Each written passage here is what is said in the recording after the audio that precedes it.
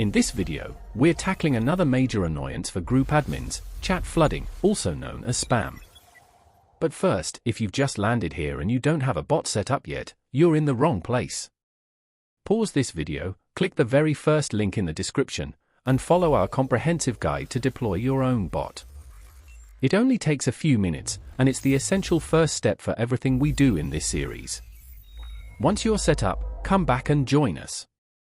Now, for those of you with your bots ready to go, let's talk about spam. We've all been in a group where one person sends 10 different messages in 5 seconds. It's distracting, it buries actual conversations, and it completely ruins the flow of the chat. This is where your bot's anti-spam module comes in.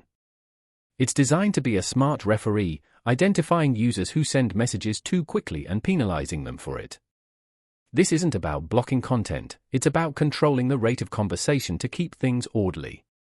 Let's get it configured.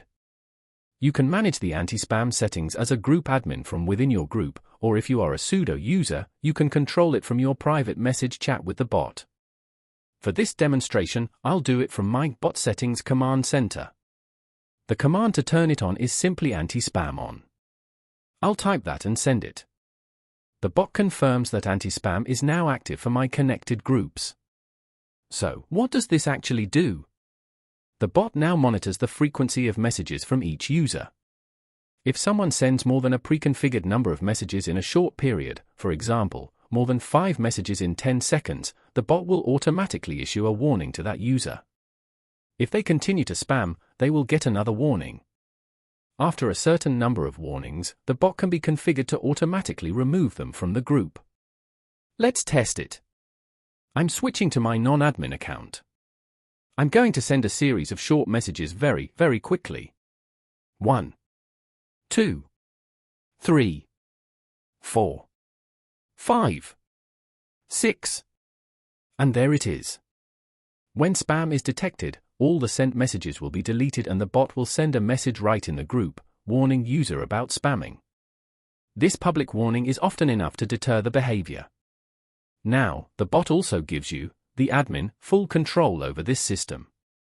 Let's say you want to check if the feature is active.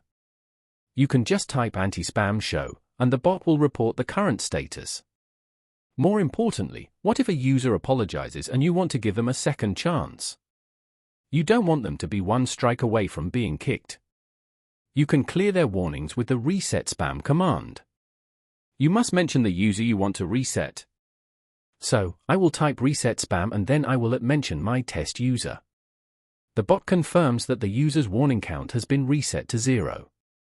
It's a complete system for maintaining order without being a tyrant. To get more help about spam feature, you can simply type help spam and you will see how to configure each.